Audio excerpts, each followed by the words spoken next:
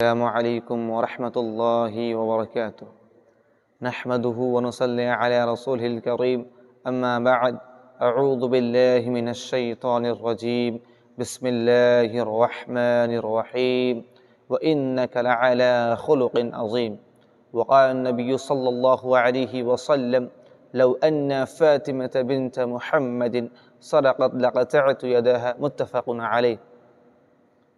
میرے دوستوں اور بھائیوں اور میرے خواتین اسلام، میں آج کی اس درس میں جس ٹاپک کو لے کر کے آپ لوگوں کے سامنے ایکسپلین کرنے جا رہا ہوں، جس موضوع کے تحت میں آپ لوگوں کے سامنے چند باتیں رکھنا چاہتا ہوں، وہ ہے اخلاق رسول اللہ صلی اللہ علیہ وسلم، یعنی ہمارے نبی کا اخلاق کیسا تھا، ہمارے رسول صلی اللہ علیہ وسلم کا کریکٹر کیسا تھا۔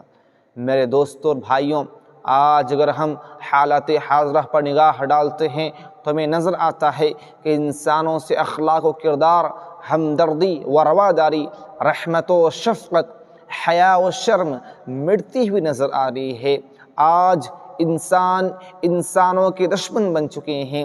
آج انسانیت محتاج ہے کہ اس انسانیت کو آج پھر محمد صلی اللہ علیہ وسلم کا دیا ہوا سبق یاد کروایا جائے، اور ان کو عزت کے راہ کا راہی بنانا ہے تو ان کو محمد رسول اللہ صلی اللہ علیہ وسلم کے پیچھے چلایا جائے، اس نبی کے پیچھے۔ اس کو رب نے تمام جہانوں کے لیے رحمت بنا کر بھیجا۔ رب کا ارشاد ہے وَمَا أَرْسَلْنَاكَ إِلَّا رَحْمَةً لِّلْعَالَمِينَ، اور اے نبی ہم نے آپ کو تمام جہانوں کے لیے رحمت بنا کر بھیجا۔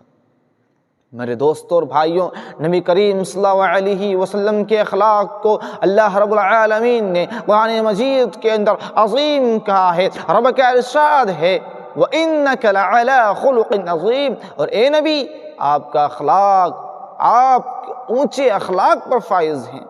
میرے دوستوں اور بھائیوں، نبی کریم صلی اللہ علیہ وسلم جس دین کو لے کر کے آئے اس کی بنیاد ہی ایمان اخلاق پر ہے۔ خود نبی کریم صلی اللہ علیہ وسلم نے فرمایا انما بعثت لاتمم مکارم الاخلاق، کہ میں تو اعلیٰ اخلاق کی تکمیل کے لیے بھیجا گیا ہوں۔ میرے دوستوں اور بھائیوں، حسن اخلاق کے یہ عالم کہ نبی کریم صلی اللہ علیہ وسلم دعا کیا کرتے تھے اللہم احسنت خلقی فاحسن خلقی، یا اللہ تو نے میری بناوٹ کو سنوارا ہے، میرے اخلاق کو بھی سنوار دے۔ میرے دوستوں اور بھائیوں، نبی کریم صلی اللہ علیہ وسلم کا اخلاق و کردار صرف اپنوں کے لیے نہیں تھا بلکہ غیر بھی آپ کی رحم و کرم، عفو و درگزر اور خوش خلقی سے محروم نہ تھے۔ فتح مکہ کا دن ہے، لاکھوں کی تعداد مسلمان فاتحانہ انداز میں شان و شوکت کے ساتھ داخل ہوئے۔ وہ تمام کفار و مشرکین جنہوں نے آپ کو اور آپ کے ساتھیوں کو تکلیفیں پہنچائی، آج انہیں موت کا یقین ہے۔ صحابہ بھی یہ گمان کر رکھا ہے اليوم یوم الملحمہ، آج بدلے کا دن ہے، آج جوش و انتقام کو سرد کرنے کا دن ہے۔ لیکن تاریخ نے دیکھا اور نوٹ کیا کہ جب میرے نبی کی شفقت نبوی جوش میں آئی اور زبان رسالت سے اعلان عام کر دیا لا تثریب علیکم اليوم واذهبوا فانتم الطلقاء، کہ جاؤ آج تم سب آزاد ہو، تمہیں معاف کر دیا گیا ہے۔ ظالم سے لیا ظلم کا بدلہ نہ کبھی بھی، ظالم سے لیا ظلم کا بدلہ نہ کبھی بھی، مارا بھی تو اخلاق کی تلوار سے مارا۔ اسی طریقے سے طائف کے واقعے کو بھی تاریخ نے نوٹ کیا کہ جب میرے نبی کو طائف کے عباش اور بدمعاشوں نے مارا، اس قدر مارا کہ آپ کے جسم مبارک سے خون بہنے لگا، خون رسنے لگا، آپ کے جوتے مبارک پہ خون جم گیا، آپ پہ غشی طاری ہو گئی، آپ بے ہوش ہو کر گر پڑے۔ آپ کے پاس فرشتے آئے اور آپ سے اجازت طلب کی کہ اے اللہ کے رسول، اے اللہ کے نبی، آج اگر آپ میں حکم دیں تو ان طائف والوں کو دو وادیوں کے بیچ رکھ کے پیس دیا جائے، کچل دیا جائے، مسل دیا جائے۔ لیکن اللہ کے رسول صلی اللہ علیہ وسلم نے فرمایا اللہم اہدنی القوم فانہم لا یعلمون، اے اللہ میری قوم کو ہدایت دے کیونکہ یہ نہیں جانتی۔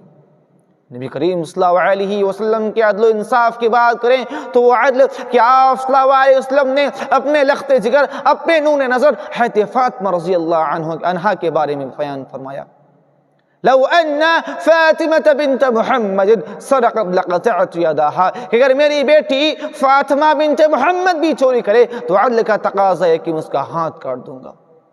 اللہ اکبر۔ میرے دوستوں اور بھائیوں، مشرکین مکہ کے اندر مشرکین آپ کو صادق الامین کے لقب سے پکارا کیا کرتے تھے۔ ایسے روم نے جب حضرت سفیان رضی اللہ عنہ سے نبی کریم صلی اللہ علیہ وسلم کے اخلاق و کردار کے بارے میں پوچھا، اس سفیان سے جو بھی اسلام نہ لائے تھے، ابھی کافر تھے، ابھی مشرک تھے، لیکن ذرا اس کے جواب کو دیکھیے۔ حضرت سفیان رضی اللہ عنہ نے کہا کہ میں نبی کریم صلی اللہ علیہ وسلم کو کبھی جھوٹ بولتے ہوئے نہیں سنا۔ اللہ اکبر۔ یہ تھا اخلاق، یہ تھا نبی کریم صلی اللہ علیہ وسلم کا اخلاق و کردار۔ امام غزالی رحمہ اللہ نبی کریم صلی اللہ علیہ وسلم کو تاریخ کی سب سے مؤثر شخصیت قرار دیے اور کہا کہ نبی کریم صلی اللہ علیہ وسلم لوگوں میں سب سے زیادہ بردبار، سب سے زیادہ اخلاق پسند تھے اور سب سے زیادہ سخی تھے، یہاں تک کہ کوئی ایسی رات نہیں آئی جس میں آپ کے پاس کوئی درہم و دینار بچتا ہو۔ اللہ اکبر۔